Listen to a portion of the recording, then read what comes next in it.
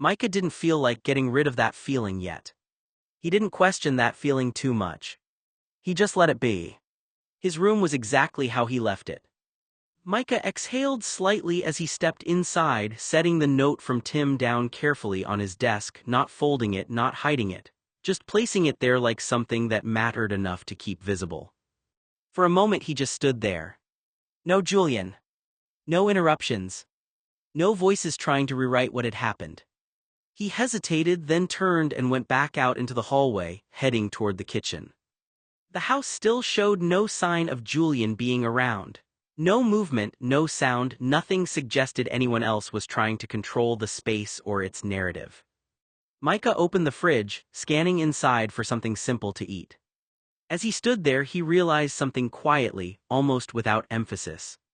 For the first time in a while, he wasn't walking into a room already being acted upon. He was just moving through it. And whatever came next wasn't going to be decided for him in advance. Before leaving again, Micah paused at his desk. The house was still quiet behind him, no footsteps upstairs, no sound from the hallway, nothing that suggested Julian was anywhere nearby. He reached into his pocket and took Tim's note back out. For a second, he just looked at it again.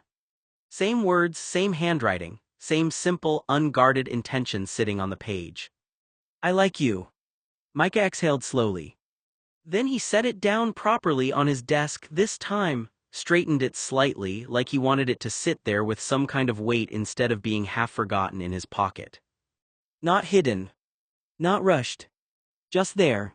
He stood for a moment longer, hands briefly resting at his sides, as if he was checking something in himself rather than in the room. Then he turned and headed out. Down the stairs, through the kitchen, past the front door. The house didn't react, didn't interrupt, didn't shift around him the way it usually felt like it did. Micah stepped outside and closed the door behind him. The air felt open again, less crowded, less layered with other people's intentions. He stood there for a second on the porch, keys in hand, looking out toward the street. Then he got into the car and drove back toward Tim's place without looking back.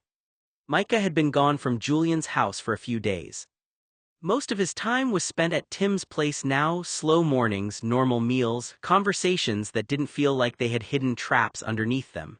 Even when things were quiet there, it was a different kind of quiet, one that didn't feel like it was waiting to turn into something else. Julian returned to the house around 3 and decided to do some laundry. He gathered all the clothing from the floor in his room, the laundry room and Micah's spare room. As he checked the pockets before putting everything into the washer, he noticed a piece of paper tucked inside one of Micah's pockets. He pulled it out so it wouldn't get shredded in the wash and happened to see that the letter was from Tim. Julian knew he had no right to read it, but boundaries usually didn't stop him from doing anything. After reading the letter, he realized that Micah must have a boyfriend and that he and Tim had slept together. Julian placed the letter on Micah's desk and walked away, beginning the laundry. As long as everyone was happy, Julian didn't care. When he pulled up to Julian's house that night, everything looked the same as it always had. Same structure, same dim exterior light, same stillness in the windows. But something inside him registered that it didn't feel the same anymore. Not because the house had changed. Because he had. Inside there was no sign of Julian. There hadn't been for days, not really, no confrontations, no hallway encounters, no casual cruelty or performative indifference. Just absence. And even that absence didn't feel dramatic anymore, it just felt consistent. Micah went upstairs and into his room. Nothing had been touched unless he thought about his discarded laundry on the floor. Everything was where he left it, like time had simply paused in this part of the house and resumed elsewhere. He stood there for a moment, taking it in. Then he sat down on the edge of his bed. He hadn't fully decided what this meant yet, being here, being elsewhere, moving between two places like neither one had fully claimed him anymore. Tim's place felt easier. Julian's house felt familiar. And Micah was still somewhere between the two, not fully belonging to either version of the life he'd started forming. He lay back on his bed slowly. Tonight, for the first time in a while, he slept in his own room in Julian's house without expecting interruption. No arguments. No footsteps in the hallway. No voice downstairs turning everything into something else. Just silence. And in that silence, the strange realization that absence had started to feel less like tension and more like space. Micah noticed it more in the small moments than anything else. The way Tim looked at him when he first woke up, like he wasn't an inconvenience or a problem to decode, just someone he was genuinely glad was there. The way conversation didn't feel like it had to be managed or defended. The way silence between them didn't turn into tension, it just stayed quiet. It was disorienting at first. Not bad disorienting, just unfamiliar. Because for a long time, Micah had gotten used to affection being tangled up with uncertainty, with mixed signals, with moments that felt good in isolation but came with consequences he didn't fully understand until later. With Julian, especially, nothing had ever stayed in one shape for long. Attention could turn into mockery, intimacy could turn into distance, a moment that felt real could be reframed later as a joke. So when Tim was kind, it didn't immediately register as stable. It registered as something he kept waiting to shift. But it didn't. Tim just stayed the same. Sweet in a straightforward way, considerate without turning it into a performance, present without making Micah feel like he had to earn it or decode it afterward. And underneath all of that was something Micah was still trying to name carefully. Because Tim liked him back. That part was simple. What wasn't simple was what kind of like it was. Romantic maybe, or building toward it, or something softer and less defined that didn't need a label yet. They weren't dating. They weren't exclusive. They were just seeing each other. And somehow that made it more intense, not less. Because there was no script for how he was supposed to behave, no expectation he could hide behind, no rule he could follow to avoid messing it up. Just mutual interest, unfolding in real time. It was the weirdest feeling Micah had experienced in a long time. Not being analyzed. Not being pranked. Not being turned into a story for other people. Just being wanted. And more than that, being wanted back in a way that didn't feel like it came with a hidden cost he hadn't discovered yet. Micah had fallen asleep on his mattress in Julian's house. The rain pelted the window. The door squeaked open as somebody walked across the floor, the carpet muffled most of the sound, the mattress dipped and someone climbed in bed behind Micah. Micah didn't stir at first. Sleep held onto him longer than it usually did as his body had finally found a place where it didn't feel the need to stay half alert. There was no tension in his shoulders, no instinctive scanning of the room before opening his eyes, just warmth, deep, steady warmth that made waking up feel optional instead of necessary. For a few seconds, he stayed exactly where he was, half-conscious, drifting in that soft space between sleep and awareness where nothing has fully asserted itself yet. Then something shifted. Not a sound, not a thought. Just the awareness that he couldn't move the way he expected to. Micah frowned slightly in his sleep, trying to adjust, expecting the usual freedom of space in his bed. But there was resistance behind him. A presence. His mind began to surface slowly, pulling him upward through layers of sleep. At first, it didn't form into anything specific, just an impression of weight behind him, warmth that didn't belong to the mattress alone. Then awareness clicked in.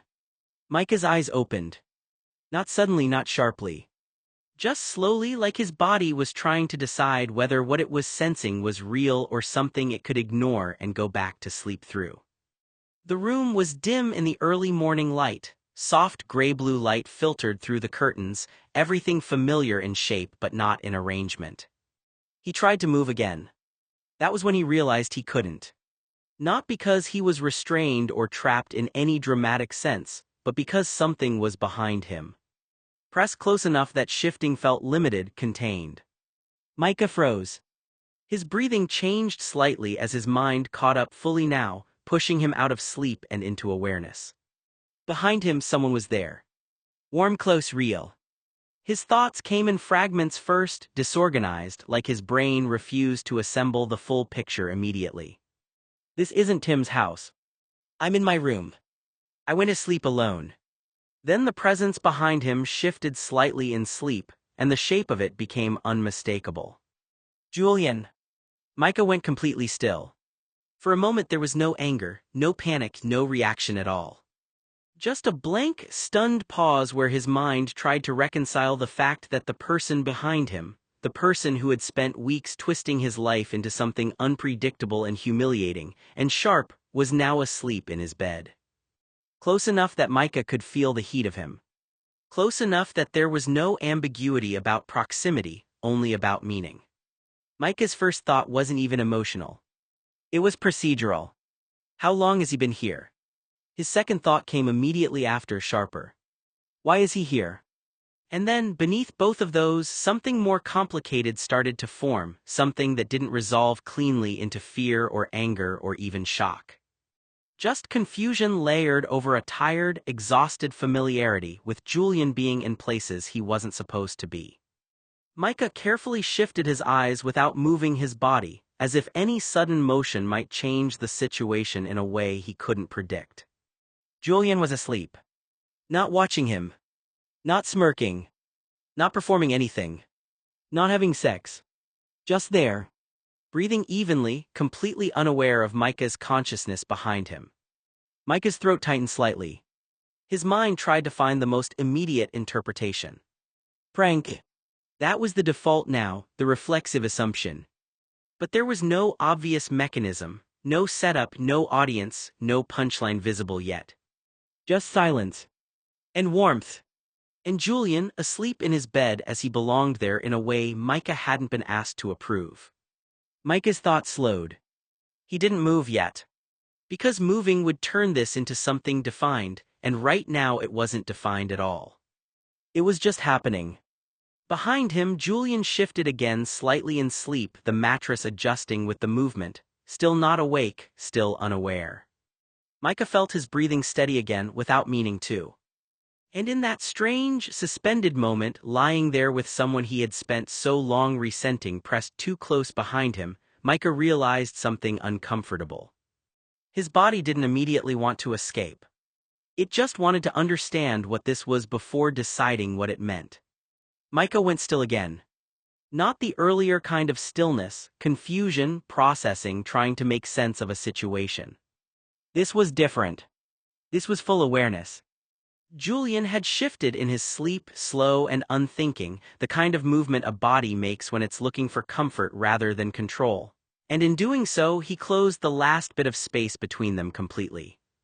His nose rested near Micah's neck now, breath warm and steady against skin. His arm had settled in a loose hold around Micah's middle without tension or intent, just contact. Spooned in behind him like it was the most natural position in the world. Micah could feel everything at once. The heat of Julian's body. Julian's rapid heartbeat. The weight of him behind. The complete lack of distance. There was no gap left to interpret as accidental space, no buffer to convince himself this was anything other than proximity. And that was what made it so difficult to categorize. Julian was still asleep. Not performing. Not mocking. Not pranking. Just there. Breathing quietly into Micah's neck like he didn't even register the boundaries of what he was doing. Micah's first instinct was to move. To create space, to turn over, to reset the situation into something manageable. But he didn't. Not immediately. Because his body didn't react with panic the way his mind expected it to. There was tension, yes, sharp awareness, a heightened sense of vulnerability, but underneath that, something more complicated settled in. Familiarity. Not comfort exactly. Not safety. Just recognition of a physical closeness that didn't match the emotional history attached to it. Micah stared forward into the dim light of the room, jaw slightly tight, trying to steady his breathing so it didn't give away how awake he suddenly was. His thoughts came in layers again, slower now. He's asleep. He doesn't know he's doing this. This doesn't mean anything. That last thought should have resolved everything. But it didn't. Because meaning wasn't just about intention, it was also about impact, about sensation, about how something registered in the body even when the mind refused to assign it significance. Julian's breathing stayed even. Warm against his neck. Unaware. Micah remained still, eyes open, staring ahead at nothing in particular, trying to decide what mattered more in this moment, the history between them or the fact that right now there was none of it in motion. Just two bodies in the same space. One awake. One not. Julian shifted again in his sleep. This time it changed the entire balance of the moment. His arm tightened slightly, not in any intentional or forceful way, but in that unconscious reflex people have when they're trying to anchor themselves while asleep. His hand came up and settled around Micah's upper chest and collarbone area, pulling him a fraction closer without awareness. Micah's breath caught immediately. Not from anything intimate or emotional, just from the sudden loss of even the small amount of space he'd been mentally relying on. Now there was none. Julian's body was pressed in close behind him, his chest against Micah's back, his arm loosely holding him in place like a person would hold a pillow or blanket while sleeping. Micah stayed completely still for a moment, eyes open in the dim light. His first thought was simple and sharp. He's not awake. That mattered more than anything else. Julian wasn't doing this consciously. There was no intention behind it, no awareness of boundaries being crossed, no decision being made at all, just sleep movement, automatic, unfiltered, unthinking. Still, Micah's body didn't fully relax. It couldn't. Because even if it wasn't intentional, it was still too close, too physically present, too unfamiliar in a way that didn't match anything safe or normal in Micah's recent experience with him. Micah swallowed slightly, careful not to move enough to wake him. His mind started running through options the way it always did in situations with Julian. Move away slowly without waking him. Wait until he shifts again and create space naturally.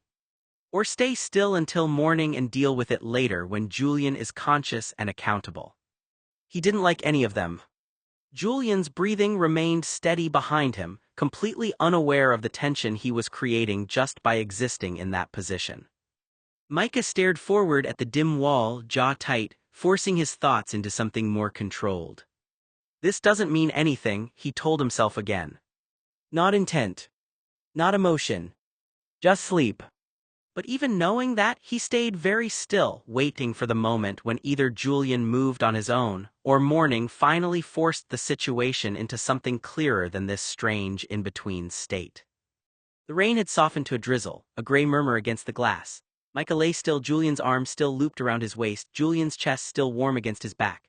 He'd been awake for what felt like hours, caught in that strange limbo between sleep and consciousness, his body heavy and his mind buzzing. He didn't want to move. He didn't want Julian to wake. He wanted to freeze this moment, bottle it, keep it somewhere safe where Julian's pranks couldn't touch it. But his eyelids were sandpaper, his throat was dry, and the warmth, as comforting as it was also suffocating. He needed to breathe, he needed to think. Just a few more minutes, Micah told himself. Close your eyes, maybe he'll shift, roll away, and you can pretend this never happened. He tried to sink back into sleep, willing his muscles to relax, his breath to deepen.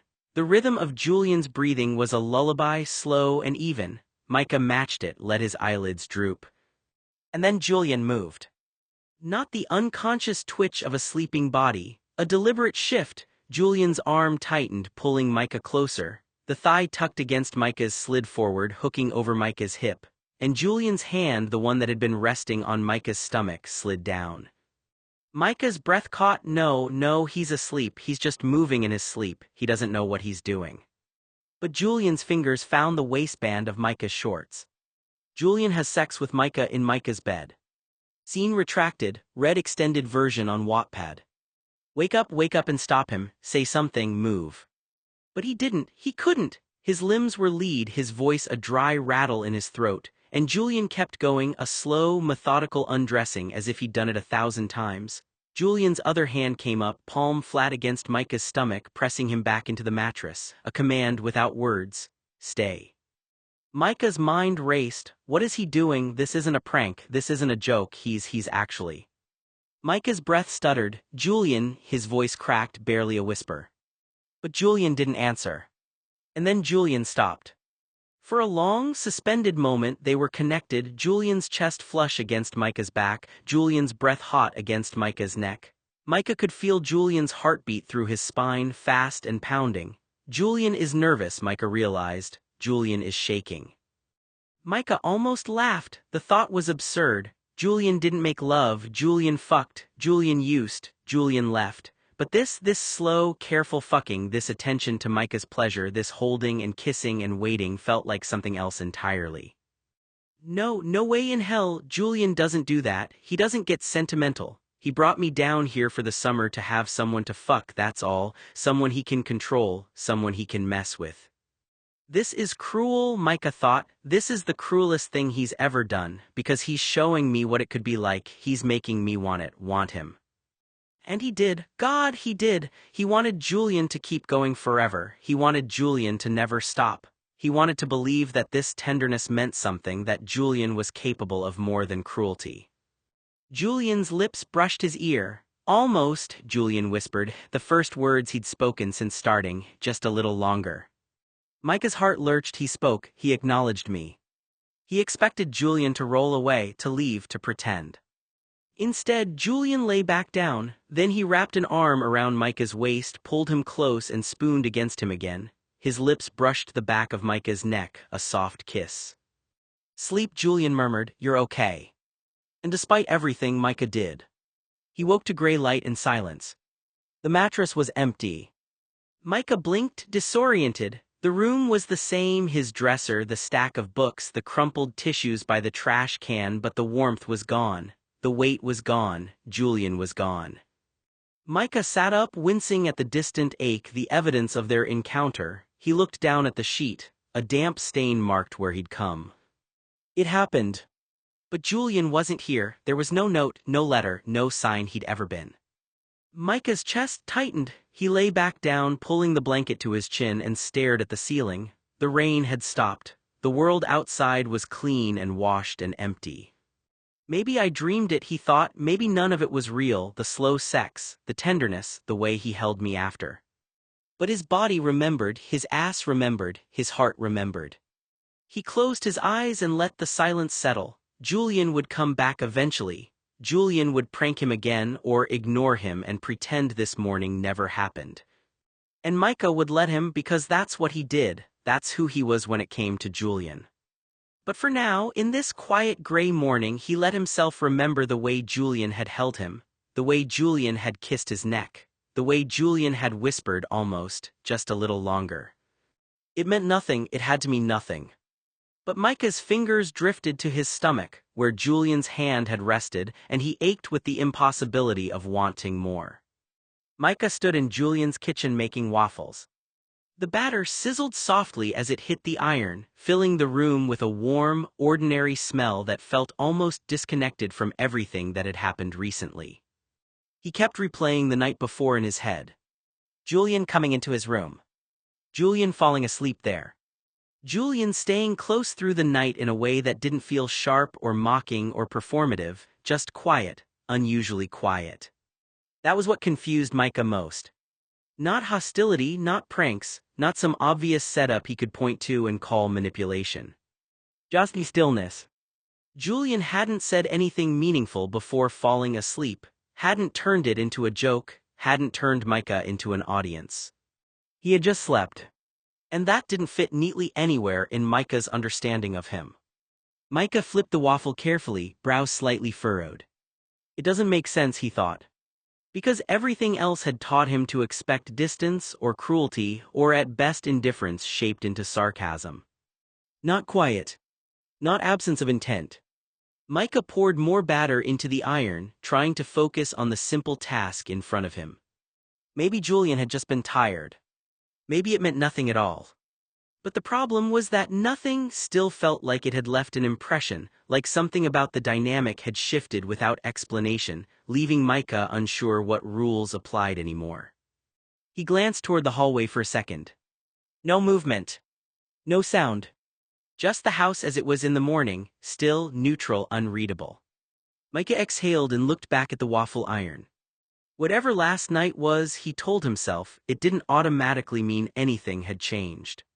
Not yet. And until it did, he would treat it like everything else in this house, carefully and without assuming he understood it. Julian was gone most of the day. No explanation, no timeline, no visible pattern Micah could track, just absence, like he had stepped out of the house and the rules of the place had loosened with him. Micah noticed it more than he wanted to. Not because he was waiting for Julian specifically, but because the house itself felt different without him in it. Quieter in a less charged way, less like tension held in suspension, more like nothing was actively being held at all. Micah tried to ignore that feeling. He cooked, cleaned up, went out briefly, came back, tried to keep his day anchored to things that didn't involve thinking about where Julian might be or what he might be doing. By evening he'd mostly succeeded. Or at least he told himself he had. Later that night the house was dark again. The usual sounds of settling wood and distant ocean wind filled the background. Micah went to bed early. Not because he expected anything. Just because there wasn't anything else to do. He was halfway asleep when he felt it. The mattress shifted. Settle at first, then closer. Micah didn't move immediately. His mind was slow to catch up, still drifting in that light sleep state where awareness and dreams overlap. Then warmth settled behind him. A familiar shape. Julian. Micah's eyes opened fully now, but he stayed still, listening before reacting. Julian's breathing was steady, unhurried, like he wasn't thinking at all about where he was, only that he had found a place to sleep. And then, like the night before but without the confusion of discovery, Julian settled in behind him again. Spoon position, close enough that there was no space left between them once he adjusted. Micah went very still. His first instinct returned immediately. This isn't intentional. That part was clear now. Julian was asleep almost instantly, or half asleep at least, the way people sometimes collapse into rest without thinking about their surroundings. There was no conversation, no setup, no performance. Just proximity. Micah stared into the dark, breathing carefully. His body didn't relax right away, it couldn't, not fully. But his mind, instead of jumping to panic or anger as it might have before, landed somewhere more complicated. This was becoming a pattern. Not an argument. Not a prank. Just Julian returning to the same physical closeness without explanation and without awareness of how it landed. Micah didn't know what to do with that yet. So he didn't move. He just lay there, awake in the quiet dark, trying to understand a situation that still didn't fit into any version of Julian he thought he knew. Micah didn't know what it meant for Julian to be there. Not really. Not in any way that made sense of the last few days. He lay still in bed, the room dark except for the faint spill of moonlight through the curtains. The house was quiet again, but it wasn't the same kind of quiet as before. This one felt closer, contained, like the silence had moved inside the room with him instead of sitting outside it. Julian was behind him. Close enough that Micah could feel the warmth of another body, without needing to see it. Close enough that the bed had shifted earlier when Julian got in. Settling into place like this was normal, like there hadn't been 2 days of distance, slammed doors, and avoidance. Micah didn't turn around. He wasn't sure he could. Julian's arm was around him in a way that didn't feel casual but also didn't come with an explanation. Not tight enough to feel controlling, not loose enough to feel accidental. Just present, as if Julian had decided this was where his body belonged for the moment and had stopped thinking beyond that. Their fingers were intertwined. That detail was the hardest to ignore. Because it wasn't something you did absent-mindedly while asleep unless there was some level of intention that existed before consciousness had shut down. Or unless there wasn't intention at all, and that somehow made it worse. Micah stared at the darkness in front of him, eyes open. He could feel Julian's breathing behind him, steady, slow, deeper than when he was awake. Asleep, Julian didn't feel sharp or distant or controlled. He just felt human, warm, present in a way that stripped away all the defenses Micah had been trying to understand for days. And that was what made it confusing. Because this didn't match anything Paul had said. This didn't match the avoidance. The coldness. The slammed doors. The distance. Or maybe it did, and that was the problem. Micah's thoughts moved slowly, like they were trying not to disturb the moment. What does this mean? The question repeated itself without ever getting an answer. If Julian had been avoiding him, then why was he here now? If Julian had wanted distance, why was he touching him like this? If Julian believed what Paul said he believed, about control, shame, or keeping things contained, then what category did this fall into? Was this a mistake? A lapse? Something Julian wouldn't even remember in the morning. Micah swallowed slightly, careful not to move too much. The sensation of Julian's hand around his own made it harder to stay still, not because it was uncomfortable, because it wasn't. That was the problem. It was grounding in a way that didn't match the narrative Micah had been building in his head all day. The narrative where Julian was distant. Where Julian was rejecting him. Where whatever had existed between them had already been shut down permanently. This didn't feel like rejection. But it also didn't feel like clarity. It felt like something that existed outside both categories. Micah exhaled slowly through his nose, trying to steady himself. Don't read into it, part of him warned. You already did that once today. His mind flicked briefly to the girl from earlier, the way he had called her over, the way he had tried to force movement into a situation that felt stuck, the way it had all felt performative in hindsight, like he had been trying to prove motion rather than actually wanting direction. And now this. Julian behind him. Julian holding his hand. Julian asleep as if none of the last 96 hours had happened. Micah's chest tightened slightly, but not in panic, more like tension that didn't know where to go. Because the simplest explanation was the one he didn't trust. That Julian didn't operate on consistency the way Micah expected people to. That closeness and distance might not be opposites in Julian's mind at all. That both could exist without canceling each other out. Micah closed his eyes briefly, then opened them again. He listened to Julian's breathing. Tried to find a pattern in it. Tried to assign meaning. Failed. Eventually his thoughts started to slow, not because they were resolved, but because exhaustion was stronger than analysis. His grip on reality loosened slightly. Not fully asleep. Not fully awake. Just suspended in the middle of it, aware of warmth behind him and the faint pressure of fingers still linked with his own. And for the first time in days, Micah stopped trying to decide what Julian meant. Not because he understood it, but because he couldn't hold both the confusion and the closeness at the same time without breaking something in himself. So he simply stayed still. And let the night continue without demanding an answer from it. Micah stayed very still in the dark. The house was quiet in the way only expensive houses on empty coasts could be, sealed, insulated, like the world outside had been politely asked to leave them alone. Even the ocean sounded distant tonight, more like a suggestion than a presence. Julian was behind him. Not just in the room, not just nearby. Behind him in the bed. Close enough that Micah could feel the steady rise and fall of his breathing without needing to turn around and confirm it. Close enough that the warmth from his body cut through the sheets in uneven waves, shifting slightly whenever either of them moved even a fraction. And their fingers were still intertwined.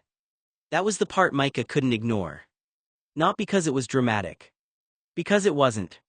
It didn't feel like a moment built for meaning. There was no confession, no explanation, no apology, no structure around it that told him how to interpret it. Just contact. Simple physical unspoken. And somehow that made it harder to understand than anything Julian had ever said out loud. Micah stared into the darkness. His thoughts didn't move quickly anymore. They didn't need to. They had already exhausted the obvious explanations earlier in the night, and now they were circling what was left behind those explanations. If Julian had been avoiding him. If Julian had been shutting doors, going quiet, disappearing into rooms like he was trying to reset something. Then what was this? A correction. A mistake. A contradiction. Or something that didn't belong in the same system as the distance at all. Micah tightened his fingers slightly without meaning to. Julian didn't react. He was asleep. That fact complicated everything more than it helped. Because asleep meant unfiltered, unmanaged, not curated or controlled or shaped by whatever internal rules Paul kept talking about. If Julian's behavior during the day was structured, carefully contained, even when it looked casual, then sleep removed all of that. Which meant this wasn't a performance. At least not consciously. Micah swallowed, the sound loud in his own head. He tried to think back over the last few days again, but everything kept reframing itself now. The distance after the pool party. The sudden silence. The moments of coldness that felt deliberate. The way Julian had stopped touching him. And then this. Julian's hand holding his as it had always belonged there. Micah didn't know which version was real. Or worse if they both were. That possibility sat uncomfortably in his chest. Because it meant Julian might not be someone who changed states cleanly. It meant there might not be a real version of him that stayed consistent long enough to rely on. It meant he might just shift between presence and absence, between closeness and withdrawal, without ever fully committing to either state as permanent. Micah exhaled slowly through his nose. He could feel Julian's thumb resting lightly against the side of his hand, not moving, not gripping, just there. Like it had fallen into place without decision. That detail stayed in Micah's mind longer than anything else. Because it wasn't dramatic enough to be intentional in an obvious way. But it wasn't accidental enough to dismiss either. And that middle space, that ambiguity, was exactly what Micah had been trying to avoid thinking about since he arrived on the island. He shifted slightly, careful not to disturb Julian. The mattress creaked softly, and for a moment Micah froze, waiting for a reaction that didn't come. Julian's breathing stayed steady. Still asleep. Still holding him. Micah stared at the ceiling again. He thought about Paul. About everything Paul had said, about control, shame, patterns, distance after closeness. About people being pulled in and then released again like something inside Julian couldn't tolerate continuity. And Micah hated how much that framing kept trying to attach itself to what was happening right now. Because if Paul was right, then this wasn't reassurance. It wasn't a turning point. It wasn't proof of anything stabilizing. It was just another moment in a cycle that didn't stay still long enough to build meaning around it. But Micah also couldn't fully accept that. Not when Julian was this close. Not when there was warmth behind him, and a hand holding his like it wasn't something that needed justification. Micah closed his eyes briefly. Then opened them again.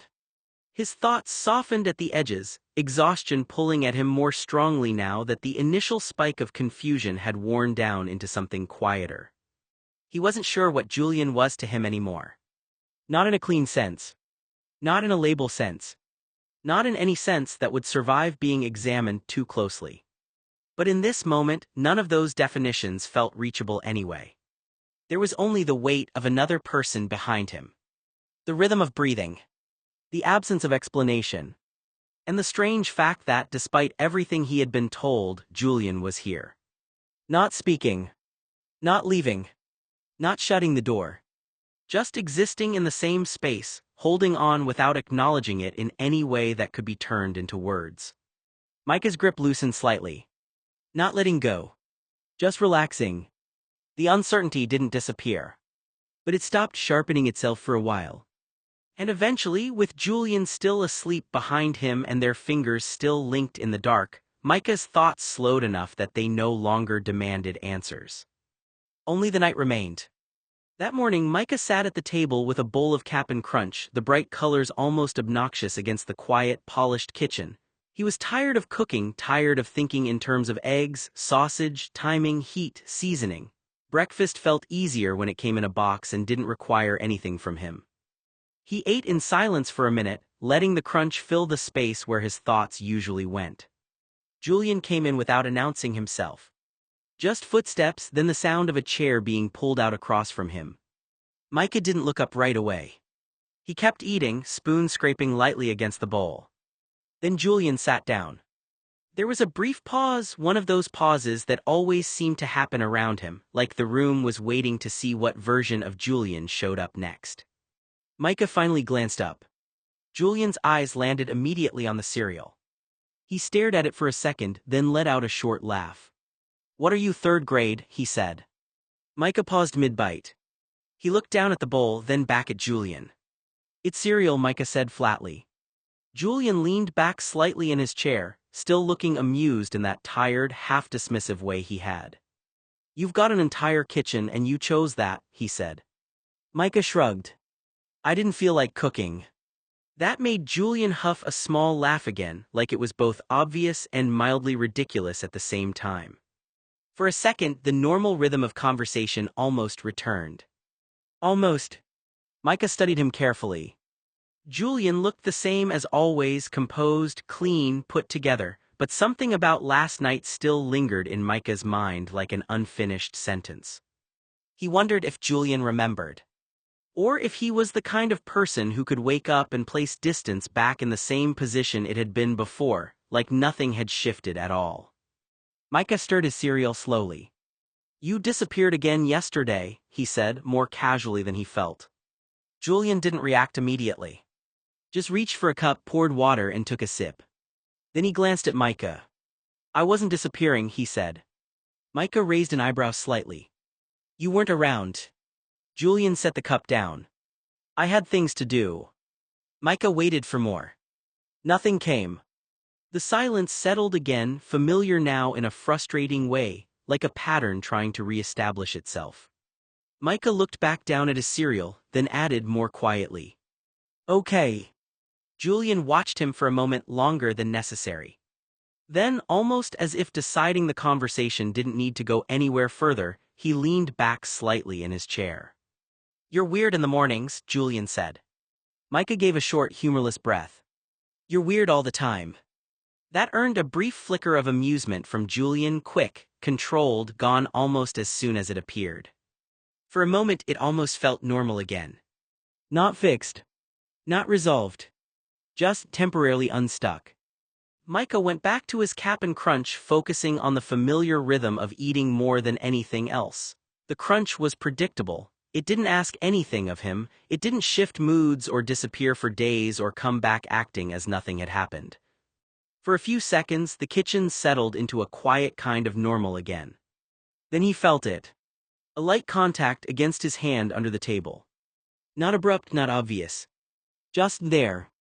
Micah paused mid-motion, spoon hovering slightly above the bowl. His first instinct was to assume he'd imagined it or that Julian had accidentally brushed him while shifting in his chair. But the contact didn't go away. Slow, steady, deliberate. Micah finally looked up. Julian was sitting across from him, eating a strawberry Pop-Tart like it was the most ordinary thing in the world. One hand held the pastry, the other was under the table. Holding Micah's hand. Casual, unremarkable in the way Julian seemed to treat things that would have felt significant to anyone else. Julian didn't look up immediately. He took another bite, chewed, swallowed. Then, still not meeting Micah's eyes, he spoke. "You're starring." Micah blinked once. "I'm not starring," he said automatically. Julian finally glanced up at him. A brief, unreadable look. Then back down to his food. Their hands stayed connected. Micah's thoughts stalled for a second, like his brain had hit a gap it didn't know how to cross.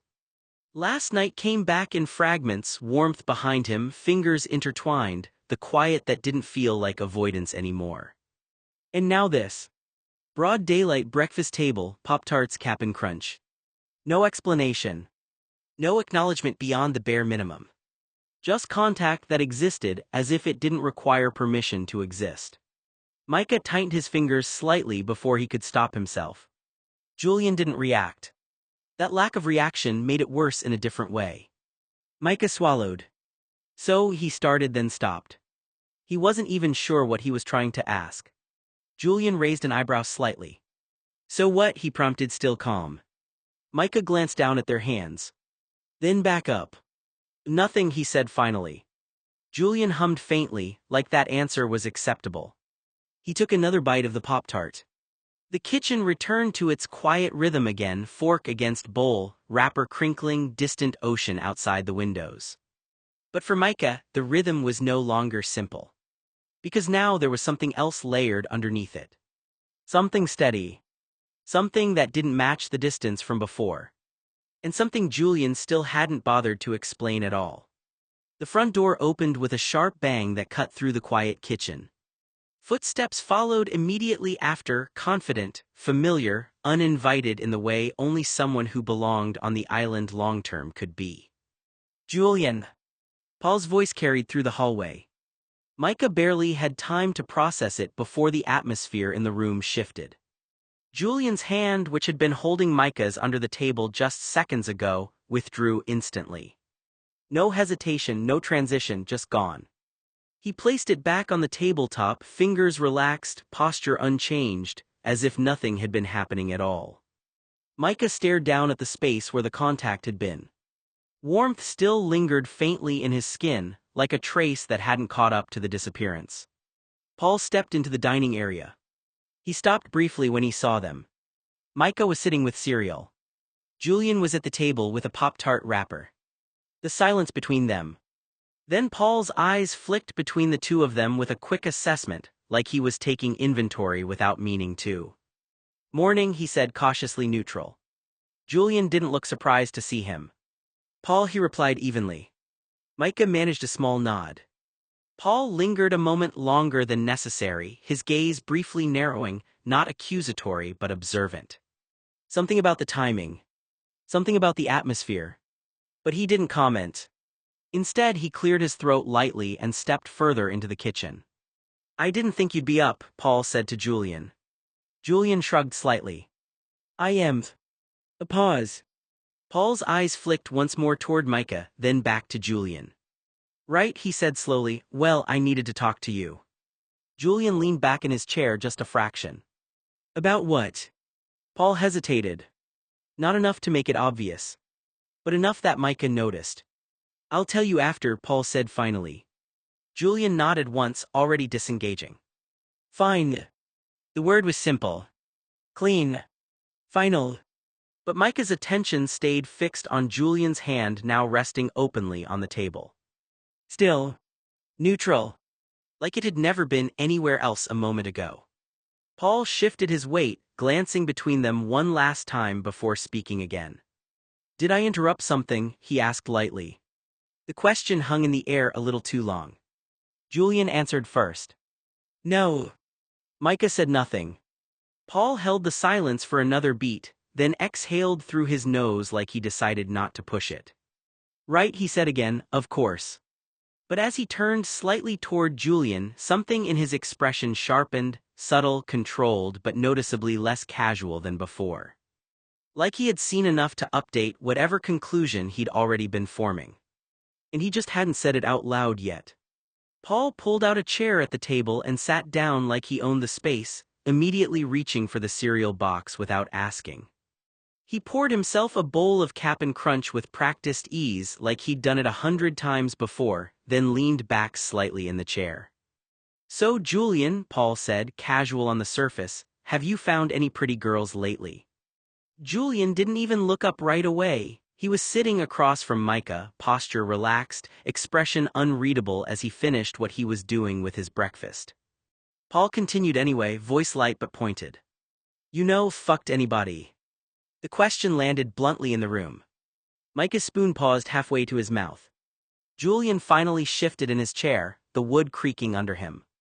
He took a slow bite of cereal before answering, like he was deciding whether the question was even worth dignity. "A girl or two," he said finally. Paul raised an eyebrow. Julian added, almost offhand, "Nobody spectacular." Micah didn't look at Julian immediately. That line should have sounded casual. It didn't. Not anymore. Paul let out a short hum, like he was nodding something in his head rather than reacting emotionally. "Of course," he said, "island standards and all that." Julian gave a faint shrug, as if the topic had already expired. Micah kept his eyes on his bowl now, suddenly aware of how loud the cereal crunch sounded in the silence that followed. Paul, meanwhile, leaned forward slightly, resting his elbows on the table. His gaze flicked briefly between Julian and Micah, quick, observational. Then he spoke again, lighter this time but still deliberate. "Busy summer, huh?" Julian didn't respond immediately. Instead, he took another bite. "Same as usual," he said. Micah felt something tighten slightly in his chest, not sharp, not dramatic. Just a shift. Like something had been placed back into a pattern he was starting to recognize. Paul nodded once, as if that confirmed something for him. "Right," he said quietly. And then he ate another spoonful of cereal, watching Julian a little more carefully than before without making it obvious. Micah didn't speak, but he noticed something else now too. Julian's hand resting on the table was no longer anywhere near his. Julian left the kitchen without another word, drifting into the living room like he already had something else on his mind. A moment later, the television clicked on low volume, some morning program filling the space more than commanding it. The sound softened the house in a way that didn't quite make it feel any warmer. Paul stayed seated at the table. Micah kept his eyes on his bowl, spoon moving slowly now instead of eating with any real appetite. Paul leaned in slightly, lowering his voice. "Has Julian pranked you since I was last here?" Micah glanced up. There was a faint, tired edge to Paul's tone now, not joking anymore, more like checking a pattern he already half expected. Micah shook his head. "Julian's been busy," he said. "He's been away from the beach house most days." Paul gave a small hum. "Well," he said, leaning back a little, "at least he's leaving you alone." Micah didn't respond to that immediately. Paul reached over then, resting a hand briefly on Micah's shoulder, light, grounding, familiar in a way that suggested he didn't think twice about it. "If he's being an asshole," Paul added, "just let me know and I'll whoop his behind." That earned a small smile from Micah despite everything. "Thanks," Micah said quietly. He stirred his cereal once. "He's been pretty mellow for the past 48 hours. Paul's expression shifted slightly at that. Not alarmed exactly. More attentive. "That doesn't sound like him," Paul said. Micah frowned faintly. "What do you mean?" Paul glanced toward the living room where Julian sat with the TV on, then back to Micah. "I mean," he said carefully, "Julian doesn't usually do mellow, not for long stretches." He tapped his fingers lightly on the table. "When he changes patterns like that, it usually means something else is going on." Micah followed his gaze instinctively toward the living room. Julian was visible from where they sat, relaxed posture, eyes on the screen, one arm resting along the back of the couch like he didn't have a single concern in the world. But something about Paul's tone made that image feel less stable. Paul lowered his voice again. "Just keep an eye on it," he said, "that's all I'm saying." Micah nodded slowly, though he wasn't sure what exactly he was supposed to be watching for. In the living room, Julian laughed quietly at something on the television. It sounded normal. But somehow, after Paul's comment, even that felt like information Micah didn't know how to interpret yet. Micah stood alone in the kitchen, enjoying a kind of peace that had become increasingly rare. The house was quiet. No television blaring from the living room, no footsteps upstairs, no sarcastic comments drifting around corners. No sudden appearance of Julian leaning against a doorway with that infuriating grin that usually meant trouble. Just silence. Before lunch, Micah used the oven top to sear some meat. The steak hissed softly in the pan. Micah slid a fork beneath it and turned it over. The surface had developed a perfect golden brown crust. Butter foamed around the edges of the skillet as he spooned it over the meat. The scent of garlic, rosemary, and pepper filled the kitchen. It was nice. Really nice. For a few moments he could pretend he lived here alone. No Julian. No chaos. No nonsense. No random water balloons hidden in cabinets. No fake spiders. No mysteriously disappearing phone chargers. No waking up to discover someone had switched all the labels on his shampoo bottles. Micah still remembered the morning he'd accidentally conditioned his hair 3 times because Julian had switched everything around and stood outside the bathroom laughing so hard he nearly fell over. The man was impossible. A menace. A walking natural disaster disguised as an attractive human being. Micah spooned more butter over the steak. Julian wasn't simply a prankster. He was a force of nature. The kind of person who entered a room and somehow changed the entire atmosphere. Loud. Confident. Annoying. Dangerously charming. Julian laughed when other people got embarrassed. Julian created problems for entertainment. Julian found amusement in situations that would make normal people apologize. And somehow, despite all of that, everyone liked him. Micah certainly couldn't explain it. There were days when he wanted to throw Julian through a wall. There were other days when Julian made him laugh so hard his stomach hurt. Neither outcome was predictable. That was the problem with Julian. Nothing about him was predictable. Which was exactly why the recent changes were bothering Micah so much. He turned the heat down slightly. The butter continued to crackle. Micah stared down into the skillet while his thoughts drifted where they had been drifting for weeks. Julian. Again. Recently, Julian had started sleeping beside him. At first, Micah hadn't thought much of it. They'd shared rooms before. Shared couches. Shared hotel beds. Life happened. But this was different. This wasn't convenience. This wasn't circumstance. This was intentional. Every night. Without explanation. Without discussion. Without warning. Julian would simply appear. Sometimes after midnight. Sometimes before. Sometimes carrying a book. Sometimes carrying absolutely nothing. Then he'd climb into bed like it was the most normal thing in the world. No explanation. No conversation. No acknowledgement. Just Julian. Micah had tried asking about it once. Julian had looked at him. Smiled. Then changed the subject. Completely useless. What made it worse was the hand-holding. Micah genuinely didn't know what to do with the hand-holding. The sleeping beside him was strange enough. The hand-holding was downright concerning. He could still remember the first time it happened. He'd woken up in the middle of the night and discovered Julian's fingers intertwined with his. Not gripping. Not restraining. Just holding. Like it was natural. Like it was something people did. Micah had spent nearly 20 minutes staring at their hands in the darkness, trying to determine whether he was dreaming. The next morning, Julian had acted completely normal. Micah had waited for the joke. The punchline. The prank. Something. Nothing happened. Then it happened again the next night. In the night after that.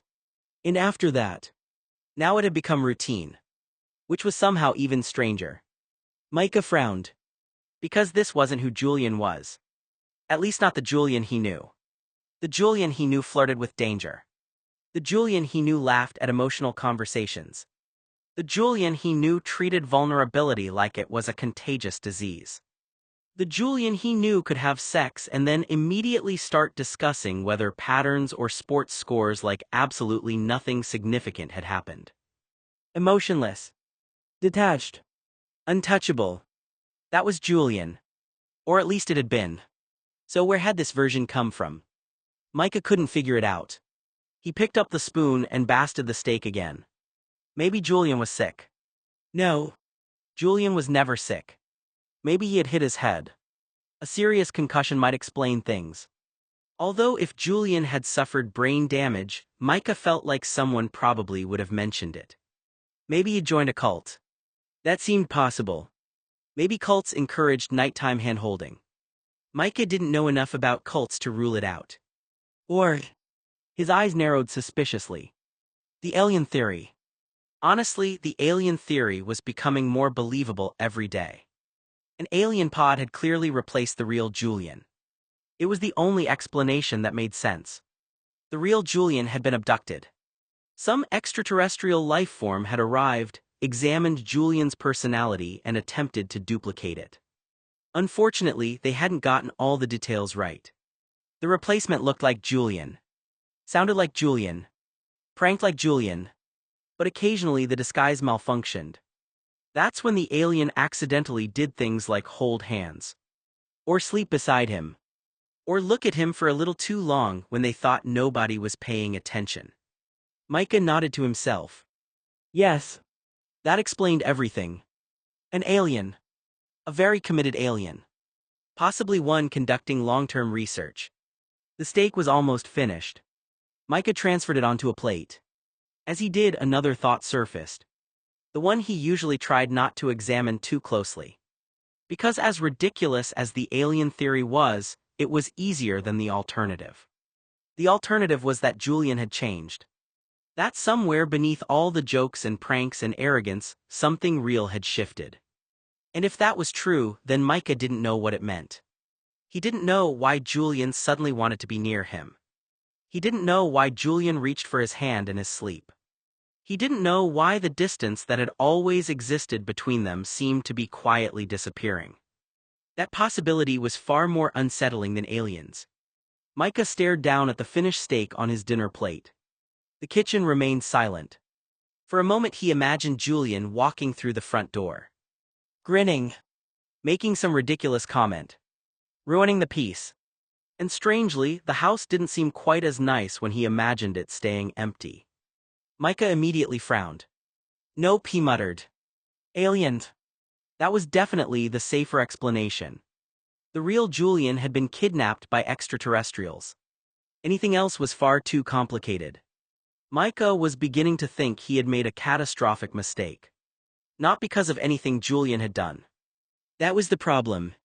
Julian hadn't done anything wrong. If anything, Julian had become too nice. And that was infinitely more terrifying than the old Julian changing. Micah sat on the edge of his bed that evening around 8 after showering, a towel draped around his neck. The bedroom was quiet except for the hum of the ceiling fan overhead. The house felt different these days. Not physically. Emotionally. Like something invisible had shifted. Like a storm was approaching, except instead of dark clouds there was tenderness. And Micah wasn't equipped to handle tenderness from Julian. He could handle insults, pranks, Julian replacing all the sugar with salt, laughing at him, or Julian being annoying. That was familiar territory. That was safe. Julian being sweet was dangerous. Because Micah had no idea what to do with it. Every night followed the same pattern now. Micah would go to bed. Sometimes he'd read, watch television, or simply lie there staring at the ceiling. Eventually he'd drift off. Then at some point during the night Julian would appear. Like a 6-foot-tall sleep paralysis demon. Except instead of terrorizing him, Julian would quietly slip into bed beside him. No explanation. No announcement. Just Julian. Micah would wake up enough to realize he wasn't alone. Then Julian would settle beside him. Close. Comfortably close. As if he'd been doing it forever. As if there wasn't anything strange about it at all. The weirdest part wasn't even that they shared the bed. The weirdest part wasn't that they spent nearly every night together. The weirdest part was that Julian seemed determined to stay. Before, whenever they ended up together, Julian would disappear afterward. He'd leave. Return to his own room. Return to his own space. Return to being Julian.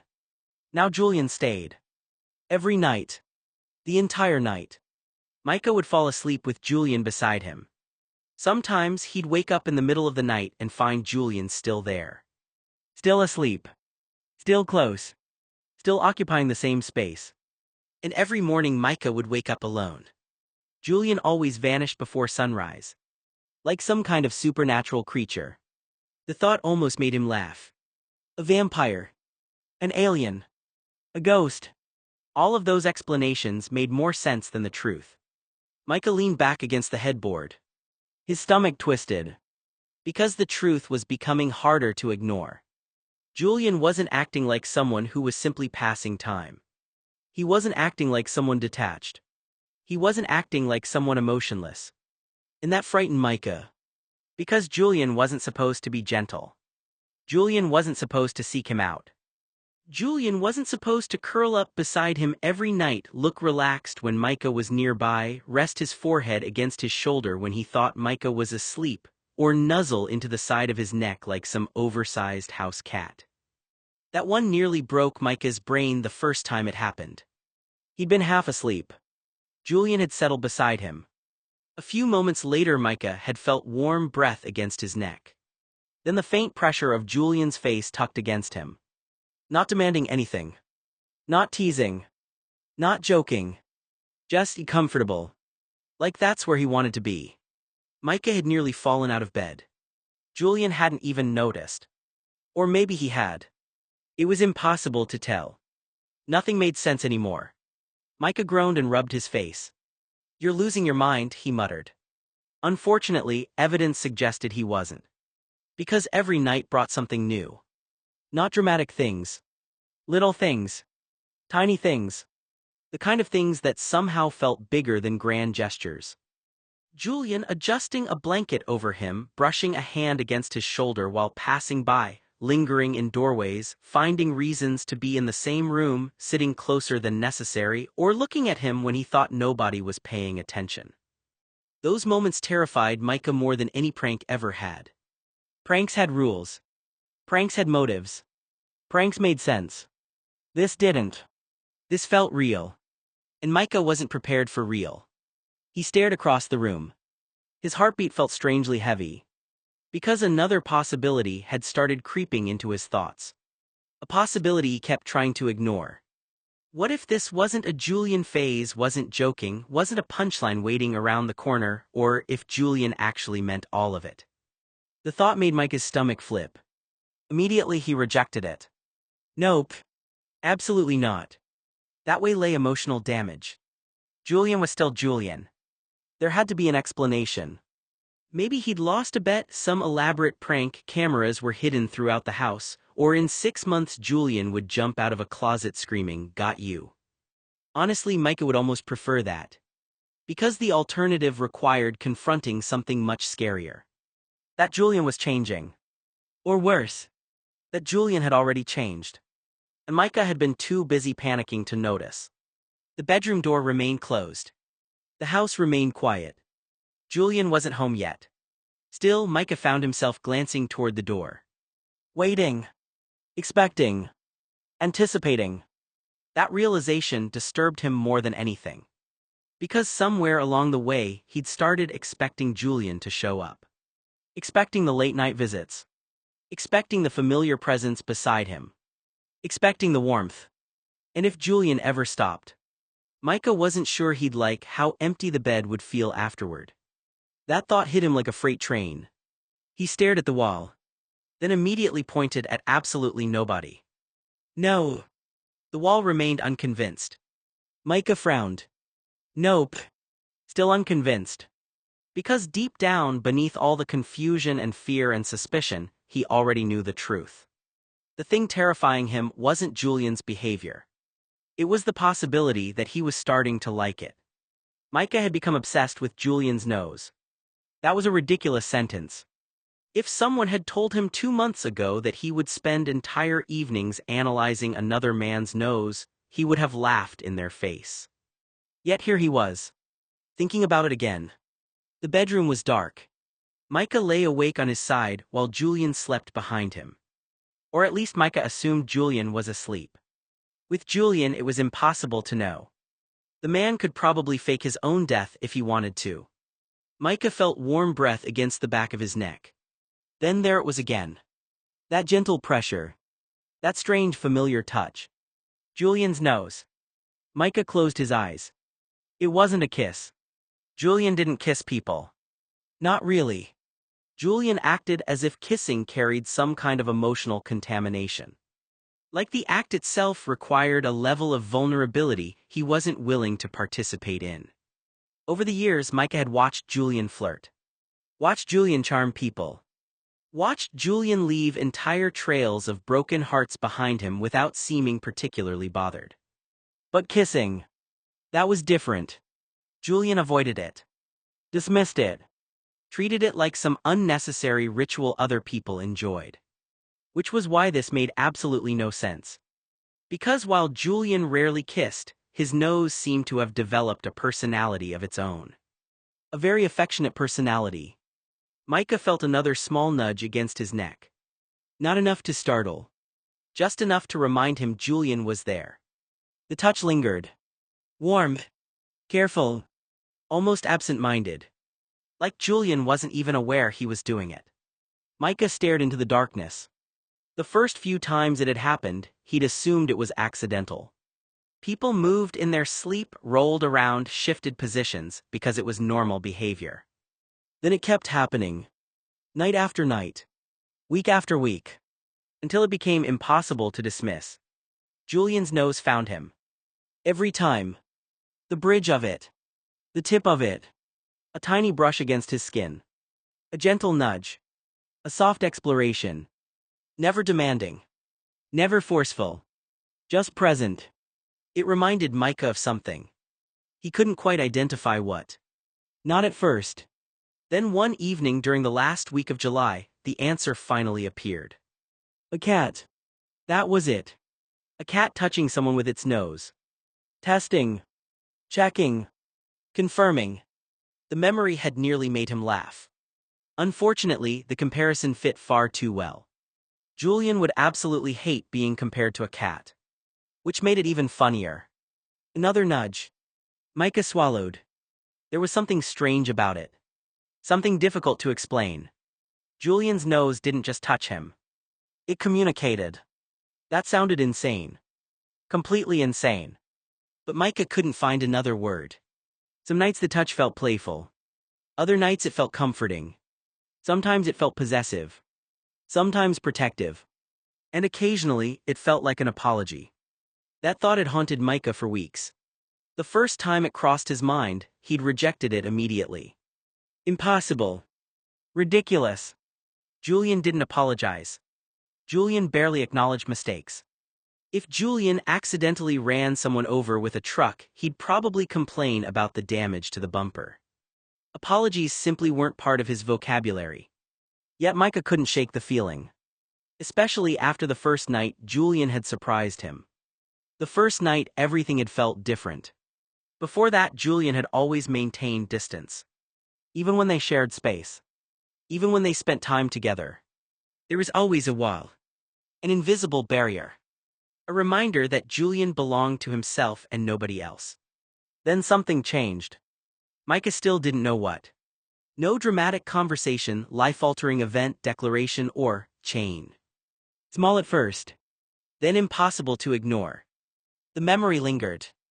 Julian's hand resting briefly on his shoulder, staying instead of leaving, sleeping beside him, intertwining their fingers or choosing closeness. Each action seemed tiny on its own. Together they formed something larger.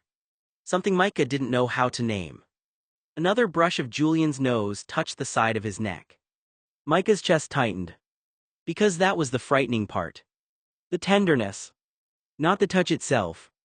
The meaning behind it. Julian wasn't a naturally gentle person. At least not outwardly. The world saw confidence. Sarcasm. Mischief. Control. Nobody saw softness. Nobody expected softness. Least of all Micah.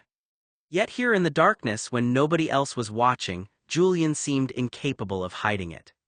His nose would drift against Micah's skin. His breathing would slow. His body would relax. The hard edges disappeared. For a few hours every night, Julian stopped looking like someone preparing for battle. And started looking like someone who was tired of fighting. Micah stared at the wall. The realization unsettled him. Because if Julian wasn't joking, if Julian wasn't playing some elaborate prank, then every tiny gesture meant something. The hand-holding, the lingering looks, the silent companionship, the way Julian always ended up beside him, the way he seemed to seek him out without admitting it, the way his nose would press softly against Micah's neck as if trying to say something words couldn't manage. Micah wasn't sure he wanted to know what that something was. Knowing would require answers. Answers would require conversations. Conversations would require feelings. And feelings were infinitely more dangerous than pranks. A prank could be survived. Embarrassment faded. Humiliation passed. But this had the potential to change everything. Julian shifted behind him. Micah felt the movement immediately. A moment later, that familiar nose brushed lightly against his skin again. A tiny movement. Almost nothing. Yet somehow it felt louder than words. Micah exhaled slowly. "You're impossible," he whispered into the darkness. Behind him, Julian didn't answer. And for the first time, Micah found himself wondering if Julian's nose wasn't apologizing at all. Maybe it was simply the only way Julian knew how to say the things he couldn't bring himself to speak aloud. Micah had a date. That fact alone made the entire morning feel different. For the second time in 2 weeks, he had spent more than 30 consecutive seconds thinking about someone who wasn't Julian. Tim had called 3 days earlier. The conversation had been easy. Comfortable. Normal. A rarity these days. They'd settled on Thursday night. Dinner. Nothing complicated. Nothing serious. Just dinner. Micah had agreed almost immediately. Partly because he genuinely liked Tim, because he desperately needed proof that his life still existed outside of Julian's orbit. Lately everything seemed to revolve around that man. Every conversation, irritation, confusing thought, and very moment of unexpected tenderness that Micah still didn't know what to do with. A date felt healthy. Normal. Necessary. So Thursday afternoon arrived, and Micah found himself standing in front of his bedroom closet trying to decide what to wear. He hated deciding what to wear. It felt like taking a test he hadn't studied for. Too casual looked lazy. Formal wear looked desperate. Fashionable clothing looked like he was trying too hard. Too comfortable looked like he'd given up entirely. After changing shirts 3 times, Micah finally settled on something simple and acceptable. Good enough. The date wasn't until evening. There was plenty of time. He glanced at the clock. Then toward the bathroom. A shower would help. Clear his head. Relax him. Make him feel human. Micah grabbed a towel and headed upstairs. The house was quiet. Suspiciously quiet. Normally that would have set off alarms. When Julian was quiet, bad things tended to happen. Silence was often the warning sign. The calm before disaster. The absence of noise usually meant Julian was planning something. Unfortunately, Micah was distracted. Thinking about Tim. Thinking about dinner, if he should shave again despite already shaving that morning, if Tim would notice his new shirt, or if Micah was overthinking everything. The answer was yes. He absolutely was. The shower started normally. Warm water. Steam. The familiar scent of soap. Micah relaxed almost immediately. For 10 blissful minutes, life felt uncomplicated. He washed thoroughly. Scrubbed his hair. Rinsed. Repeated. He even used extra conditioner. Not because he cared. Because his hair had been acting strange lately. At least that was the excuse he told himself. When he finished, he felt refreshed. Confident. Ready. Maybe even handsome. The kind of confidence that only existed inside bathrooms before mirrors got involved. Micah dried off. Wrapped the towel around his waist. Brushed his teeth. Flossed. Brushed again. Checked his reflection. Everything looked good. So far. Then he reached for another towel and started drying his hair. Still normal. Still fine. He hummed quietly. Thinking about dinner reservations. Thinking about. Micah froze. His eyes narrowed. Something looked strange. Very strange. He leaned closer to the mirror. No. His reflection stared back. No. Micah leaned even closer. The color remained. Bright. Vibrant. Unmistakable. Neon. Pink. Not slightly pink. Not accidentally pink. Not maybe the lighting is weird pink. His hair was aggressively pink. Violently pink. Cartoonishly pink. The exact shade of pink that appeared on children's toys. He looked like a troll doll. The exact shade that nature itself had wisely decided not to place on human heads. Micah stared. His reflection stared back. Pink. Very pink. Horrifyingly pink. The silence lasted 3 full seconds. Then, Arias. The scream echoed through the house. Birds probably fled nearby trees. Dogs probably started barking. Somewhere in another state, a small child may have become concerned. Micah grabbed fistfuls of his hair. Still pink. He turned his head. Pink. Turned the other direction. Pink. He looked like a highlighter. A neon sign. A hideous troll doll brought to life through dark magic. His date with Tim. His date was less than 2 hours away. There was no way. Absolutely no way. Tim would open the restaurant door and immediately think he'd been stood up by a normal adult and replaced by a malfunctioning circus performer. Micah grabbed a handful of shampoo. Scrubbed. Rinsed. Pink. Again. Pink. Again. Still pink. Nothing changed. Nothing. Which meant only one thing.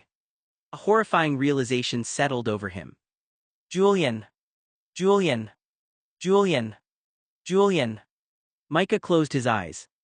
Every muscle in his body tensed. Because suddenly everything made sense.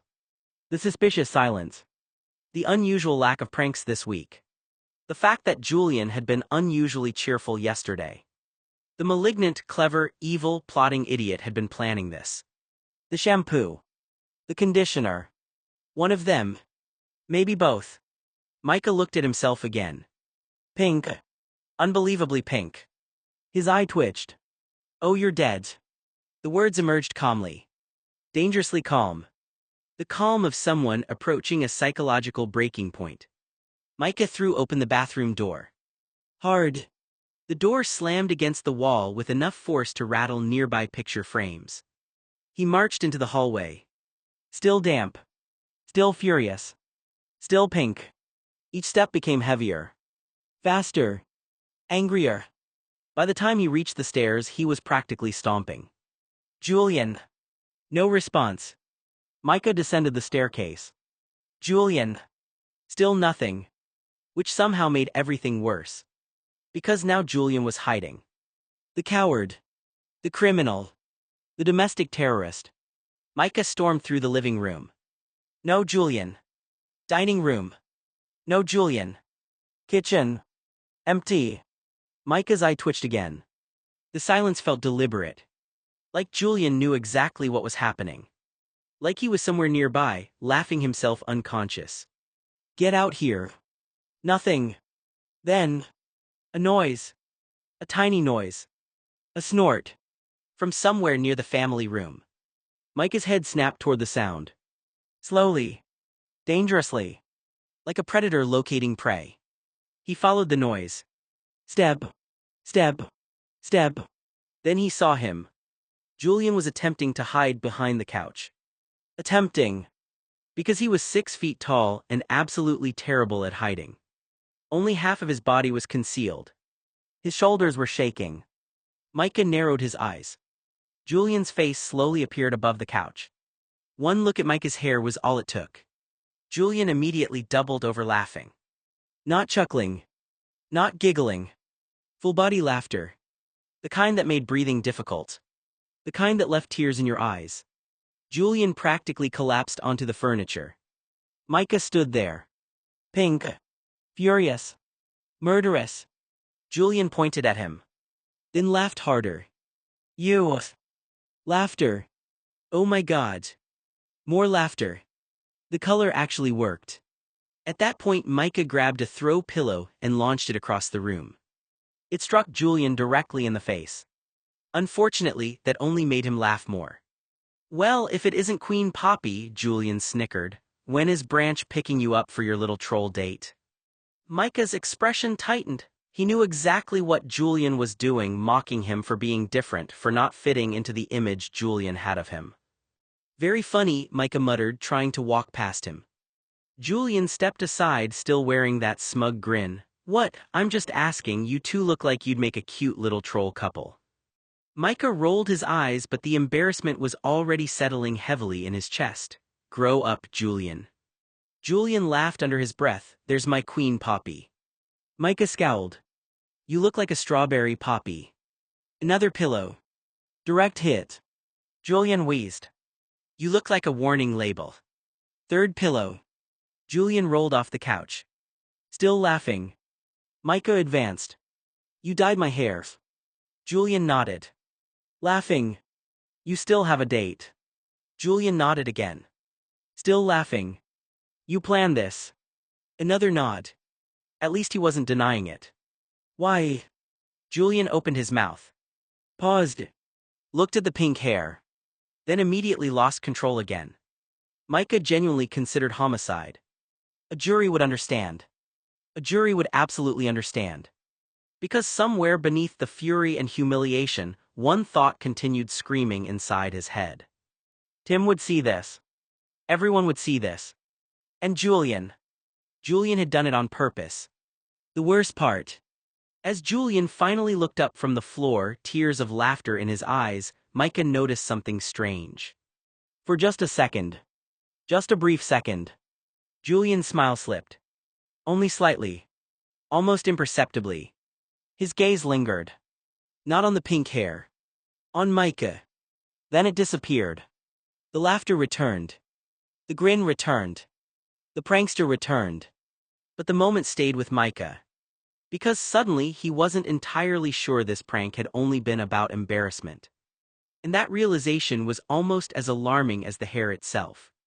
Micah stood in the middle of the kitchen with both hands gripping the edge of the counter. His hair was still pink. Painfully pink. Aggressively pink.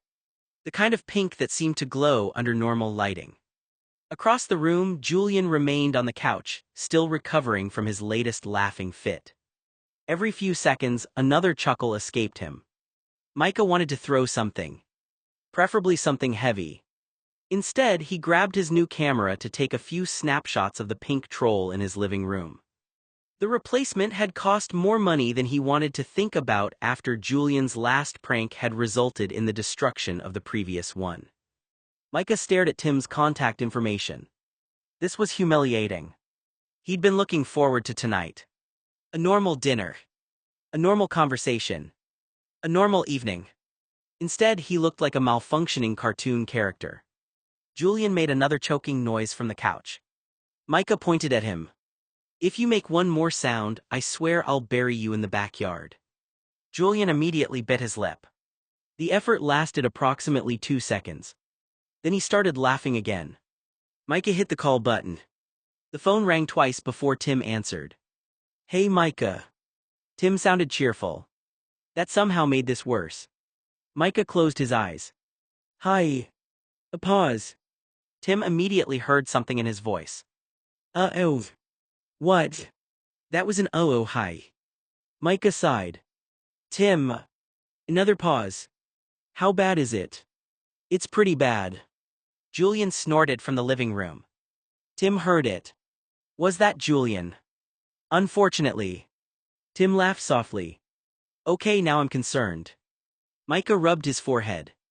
I have to cancel tonight. Silence. Then Tim spoke gently. Everything okay? No. Micah looked toward the living room. Julian was still watching and laughing at him. Still grinning, entirely too pleased with himself. Julian dyed my hair. There was a pause. Then another. Tim finally said, dyed your hair. Pink. A longer pause. Pink. Bright pink. Oh. The kind of pink you can probably see from space. Tim tried very hard not to laugh. Micah could hear him trying. The effort lasted about 3 seconds. A snicker escaped. Tim. I'm sorry. Another snicker. I'm really trying. Tim. I'm sorry. He was absolutely not sorry. Micah could tell. The man was grinning. Everyone was grinning. The entire world was against him. I can't leave the house. Is it really that bad? Micah walked to the nearest mirror. Looked at himself. Immediately regretted it. Yes. Okay. Very yes. Tim laughed again. Not meanly. Just because the situation was objectively ridiculous. Micah hated that. Because if somebody else told him this story, he'd laugh too. Look, Micah said, I was wondering if you'd do me a favor. Sure. Could you stop by the pharmacy? Tonight. Please. Tim's voice softened immediately. What do you need? Relief washed through Micah. A short list had already formed in his head. Hair color remover. Clarifying shampoo. Conditioner. Maybe gloves. Maybe 2 bottles. Maybe 5. At this point he was willing to use industrial chemicals. He listed everything. Tim listened carefully. No problem. Really, Tim? Really? Micah leaned against the counter. The knot in his stomach loosened slightly. Thanks. No problem. A pause. Then Tim added. Though I reserve the right to laugh when I see it. Micah groaned. I hate everyone. No, you don't. Maybe not everyone. His eyes drifted toward Julian. One specific person. Tim laughed. How mad are you? Micah looked at Julian. Julian waved. Micah did not wave back. If I answered honestly, the phone company might alert law enforcement. Tim laughed harder. You'll get over it. Eventually. Another pause. Then Tim said Saturday. Micah nodded before realizing Tim couldn't see him. Saturday. Dinner. Definitely. You promise you won't be pink. No promises. That got another laugh. For the first time all evening, Micah found himself smiling. Just a little. The date wasn't ruined. Only postponed. That helped. When the call ended, Micah lowered the phone. The kitchen grew quiet. Julian was watching him. The grin remained. But it had softened slightly. Julian burst out laughing so hard that he nearly fell off the couch. He rolled onto his side, still giggling. So, how is Branch, Queen Poppy? He teased. Is he going to pick you up in his little troll sleigh? Are you two going to go out to Troll Town, hold hands, and have dinner at some fancy troll restaurant? Micah stared directly at him, refusing to give Julian the satisfaction of seeing him hurt. Then he stuck out his tongue. Keep laughing, Micah said under his breath. I'm going to get even. Julian raised an eyebrow, amused. Oh, really? I don't know how yet, Micah admitted, his eyes narrowing with determination, but I'm going to get even. Julian laughed again, completely unconcerned. Micah simply watched him. For now. Micah narrowed his eyes. You're unbelievable. Julian leaned back. Did he laugh? Yes. Julian looked proud. Micah wanted to strangle him. Julian grinned. Micah folded his arms. You realize I'm making you pay for every single thing I need to buy tonight. Fair. And if my hair falls out, then you'll be aerodynamic. Micah grabbed a dish towel and threw it at him. Julian caught it effortlessly. The idiot actually looked pleased. Micah stared. The more he looked, the more complicated his anger became. Because Julian seemed happy. Not just amused. Happy. The distinction bothered him. Most pranks ended after the reveal. Julian usually laughed, celebrated, and moved on. This one felt different. He kept watching Micah. Kept tracking him with his eyes. Kept smiling. As though the prank itself wasn't what mattered. As though something else was. Micah didn't like that thought. Not even a little. The doorbell rang 20 minutes later. Tim had arrived. Micah immediately refused to answer it. No. Julian stood. Oh, I'm definitely opening the door. Julian. You can't stop me. Julian. The grin widened. Micah knew that grin. Disaster was coming. The front door opened. Tim stepped inside carrying 2 pharmacy bags. Julian pointed directly at Micah. Tim looked. For 3 seconds he said nothing. Then he bent over laughing. Micah closed his eyes. Of course. Of course this was happening. Wow, Tim managed between laughs, that is so much worse than I imagined. Thank you. It looks radioactive. Thank you. It looks like cotton candy. Thank you. It looks. Stop helping. Tim continued laughing. Even Julian looked impressed. For a brief moment the two men exchanged a look. A strange look. One Micah couldn't quite interpret. Then Tim handed over the bags. Everything you asked for.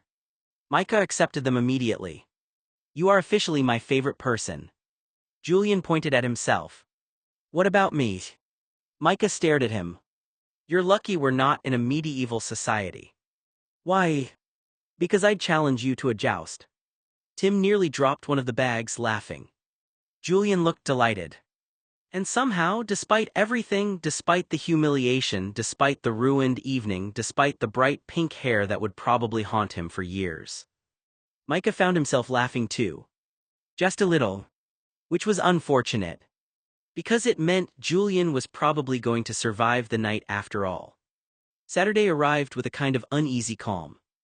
Micah had spent most of the day trying not to think about the fact that in 2 hours he would be sitting across from Tim again, pretending his life had not recently been hijacked by a man with a questionable sense of humor and access to hair dye. The pink was gone. Mostly. There were still faint traces of it in certain lighting, like a ghost of embarrassment that refused to fully leave. Micah had checked his reflection approximately 27 times that morning. Each time his confidence lasted about 10 seconds. then collapsed. Now, with the clock edging closer to evening, he found himself standing outside Julian's house instead of at his own, getting ready. He wasn't entirely sure how that had happened. One moment he'd been planning to leave. The next he was walking through the front door like it was the most natural thing in the world. The house smelled different immediately. Warm. Spiced. Familiar in a way Micah couldn't place at first. Then he stepped further inside and froze slightly. Because Julian was in the kitchen. Actually in the kitchen. Not leaning against a counter. Not hovering with chaotic energy. Not joking from a distance. Cooking. Micah stopped in the doorway and just stared for a second. Julian stood at the stove like it was an unfamiliar battlefield he was determined to conquer anyway. There were pans on multiple burners. Steam rose in controlled bursts. The sound of sizzling oil and simmering sauce filled the space. He was focused. Intensely focused. Which, for Julian, was almost more unsettling than his usual behavior. Micah blinked. "You're cooking." Julian didn't turn around right away. "I am," he said, as if this were a completely normal, frequently occurring event in his life. It wasn't. Micah walked further in slowly, like approaching a situation that might explode. "When was the last time you cooked?" Julian finally glanced over his shoulder. A small smile tugged at his mouth. "The yacht." Micah paused. That immediately brought back a memory he had not asked for. On that yacht Julian had also cooked. Micah narrowed his eyes. "That doesn't make me feel better." "It should," Julian said lightly. Yet Micah muttered. Julian's smile widened slightly, but he didn't argue. That alone was suspicious. Micah stepped further into the kitchen. Now he could see more clearly. The counter was covered. Not messily. Organized. Almost deliberately arranged. Plates were already set out. Small bowls of sauces, fresh bread, olives, something that looked like roasted vegetables, a dish with herbs layered so precisely it almost looked intentional in a way Micah didn't associate with Julian at all. Micah stopped again. "What is all this?" Julian finally turned fully toward him. He looked different in this light. Less chaotic. Less sharp around the edges. Still Julian, but quieter somehow. "I made dinner," he said simply. Micah stared. "That much I gathered." Julian gestured toward the table. "Zit." That was not a request. It was also not quite in order. Somewhere in between. Micah hesitated only a moment before sitting down. He realized almost immediately that he was starving. He hadn't eaten all day properly. Stress had a way of doing that. Julian noticed. Of course he did. Julian always noticed things Micah didn't want him noticing. "What's all this?" Micah asked again, softer this time. Julian leaned back slightly against the counter. A faint smile played at his lips. "I made a traditional Greek spread." Micah blinked. "Why?" Julian shrugged one shoulder. "No reason." That was a lie. Micah could tell. But pushing Julian on no-reason questions never worked. It was like trying to argue with the weather. Julian continued, gesturing toward the dishes as if presenting something important. "You've got spanakopita, grilled lamb skewers, lemon potatoes, tzatziki, dolmades, and..." He paused. Glanced at Micah. "Stuff I can't pronounce but I made anyway." Micah stared at the table again. It suddenly felt excessive. Not in a bad way. In a very deliberate way. Like someone had tried. That was the part that confused him. Julian didn't usually try. Not like this. Micah sat slowly. "You made all of this?" "Yes." "Alone?" Julian tilted his head. "Yes." Micah studied him for a moment. Something about this didn't fit the version of Julian he knew. The prankster. The chaos engine. The man who once tried to microwave grapes to see what would happen. This Julian had flour on his sleeve. And had clearly been standing over a stove for longer than 10 minutes. Micah's stomach tightened slightly. He didn't like that he was noticing differences. He didn't like that they mattered. Julian slid a glass of water in front of him. Then another small pause. Then almost casually. "You should eat before your date." Micah froze slightly. "My date?" Julian hummed. "Tim." Micah narrowed his eyes immediately. How do you know about that? Julian shrugged again. People talk. Who? Julian didn't answer. Which meant everyone. Micah sighed and picked up a fork. He didn't even try to resist the food after that first bite. It was good. Annoyingly good. Ridiculously good. The kind of good that made him resent the fact that Julian was capable of it. He took another bite. Then another. Julian watched him. Not intensely. Not creepily. Just observing. Like he was checking something. Confirming something. Micah paused briefly. You're starring. Julian blinked. I'm not. You are. Julian leaned slightly back. Fine, I am. Why? A beat of silence passed. Then Julian said lightly. Because I wanted to know if you'd actually eat it or just judge it. Micah snorted despite himself.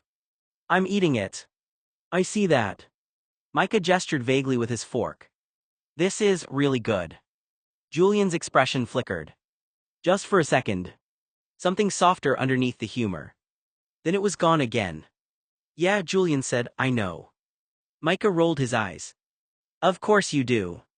They ate in silence for a few minutes after that. Not uncomfortable. Not quite comfortable either. Something in between. Micah kept stealing glances at Julian between bites. Julian kept pretending he didn't notice. But he did. He always did. Finally Micah leaned back slightly. You didn't have to do all this. Julian didn't respond immediately. He picked up a glass. Took a slow sip of water. Then said, I know. Micah waited.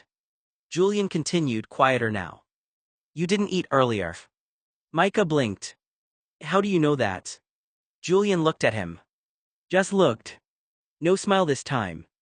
You never do before dates. Micah's fork paused halfway to his mouth. That landed differently than it should have.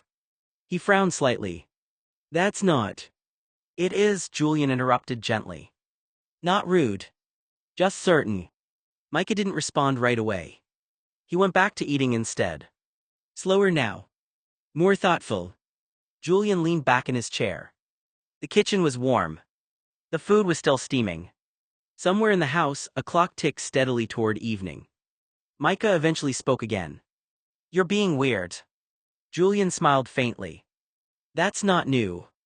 No, Micah said, this is different weird. Julian tilted his head slightly. Is it bad weird? Micah hesitated. That was the problem. He didn't know. So instead, he said the only thing that felt safe. I don't know yet. Julian nodded once. Like that answer made sense. Then he reached for another plate and slid it closer to Micah. Eat more, he said. Micah stared at him for a moment. Then at the food. Then back at Julian. You're feeding me before my date. Julian shrugged. Considerate preparation. For what? Julian's smile returned. But softer than usual. For surviving it. And for some reason, that made Micah stop eating for a second. The food didn't just taste good. It felt like a problem. Micah sat at the table longer than he meant to, fork moving on autopilot while his brain slowly stopped arguing with his stomach and surrendered. Spanakopita, flaky, buttery, absurdly perfect. Lamb skewers, seasoned in a way that made him pause mid-bite like he'd been disrespected personally by culinary talent. Lemon potatoes that somehow tasted as if they belonged in a restaurant that charged too much on purpose. Tzatziki that he definitely ate too fast and immediately regretted not savoring. He told himself he would just try a little. Just enough to be polite. Just enough to confirm Julian hadn't poisoned him. Then he'd stop. That plan lasted about 90 seconds. Because Micah was starving. Not metaphorically. Actually, starving in the way that only happens when you forget lunch because you've been walking through a mall for hours trying not to think about your own life. He'd gone to the mall earlier that day intending to kill time before his date. Which had turned into wandering. Which had turned into shopping. Which had turned into looking at nothing in particular for too long and somehow ending up with a bag he didn't even remember buying. And through all of it he hadn't eaten. Not once. Now it caught up with him in full force. He took another bite of lamb. Then another. Julian sat across from him, watching like this was some kind of experiment he was mildly invested in but pretending not to care about. Micah noticed. Of course he noticed. Julian had that irritating ability to make attention feel like it was being directed through a magnifying glass. Micah pointed his fork slightly. "Stop looking at me like that." Julian didn't blink. "I'm not looking at you like anything." "You aren't." Julian shrugged. "I'm observing." "That's worse." Julian's mouth twitched. Micah went back to eating, but slower now, more aware of himself, more aware of the fact that Julian had made all of this, that Julian had spent time doing this, that Julian, of all people, had cooked a full Greek spread like he was trying to prove something that he refused to say out loud. Micah didn't like that thought. So he pushed it away. He took another bite instead. "This is actually ridiculous," Micah muttered. Julian leaned back in his chair. "In a good way or a bad way?" Micah swallowed. "In a you shouldn't be allowed to do this way." "That doesn't answer the question." "It does emotionally." Julian hummed like he accepted that. Micah kept eating anyway. Against his better judgment. Against his schedule. Against the fact that he had a date in less than 2 hours and was technically supposed to be packing around his room worrying about what shirt to wear, not inhaling lamb skewers like he'd been rescued from a desert island. But the food was too good. Annoyingly good. The kind of good that made him suspicious again. Micah slowed after a few minutes. His stomach was full now in that heavy, satisfied way that made his brain start catching up again.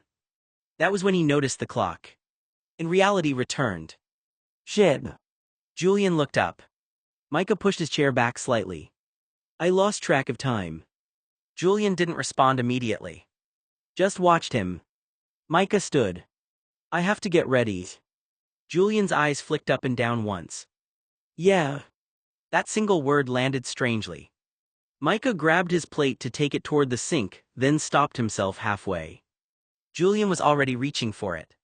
"No," Julian said casually, taking it from him. "Go." Micah hesitated. That was new. Julian cleaning. Julian serving food. Julian not turning everything into a joke. Micah didn't trust it. He didn't trust any of it. So instead of thinking about it, he turned and headed upstairs. Quickly. Too quickly. Because something about the entire evening felt like it had been carefully arranged without him noticing. The food. The timing. The attention. Julian knowing about the date. Julian feeding him beforehand as if it mattered. Micah climbed the stairs 2 at a time. Halfway up he paused. Looked back down. Julian was still at the table. Watching. Not smiling now. Just looking. Micah frowned slightly. "What are you doing?" he called down. Julian tilted his head. "Waiting." "For what?" A pause. Then Julian's usual grin returned, small, controlled, careful. "For you to stop overthinking." Micah scoffed. "I'm not overthinking." Julian raised an eyebrow. Micah pointed at him. "Don't start." Julian lifted one hand in surrender. "Go get ready." Micah hesitated another second. Then continued upstairs. But the feeling didn't leave him. It followed. In his room, Micah stood in front of the mirror. He looked normal. Which somehow made it worse. Normal meant he could leave. Normal meant he could go on this date. Normal meant nothing had happened. Except something had happened. He could still taste the food. Still feel the warmth of the kitchen. Still hear Julian's voice saying, waiting, like it meant something he wasn't explaining. Micah grabbed his shirt. Then stopped. Slowly his gaze shifted to the bathroom. The shampoo bottle sat on the counter. Still. Quiet. Suspicious. Micah narrowed his eyes. "No," he said out loud. Because last time he'd said nothing, he'd ended up pink. Julian was downstairs. Julian had access. Julian had timing.